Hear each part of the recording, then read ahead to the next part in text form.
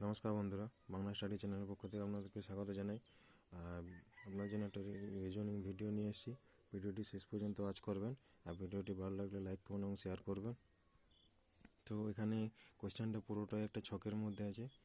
8 3 2 4 2 8 1 6, এটাতে 9 7 6 3, এটা 6 9 5 জিজ্ঞাসা চিহ্ন। তো এটা কিভাবে হচ্ছে সেটা দেখি আমরা। 8 আর 3 গুণ করলে কত হয়? 24।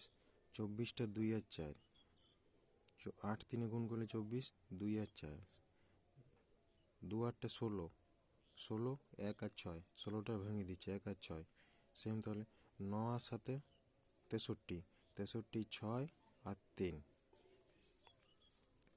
এটাতে 9 6 54, 54 54, তাহলে এখানে 5 আছে, তাহলে এখানে আমার কত হবে? 4 হবে। এই জিজ্ঞাসা চিহ্ন ঘরে আমার 4 অ্যান্সার হবে।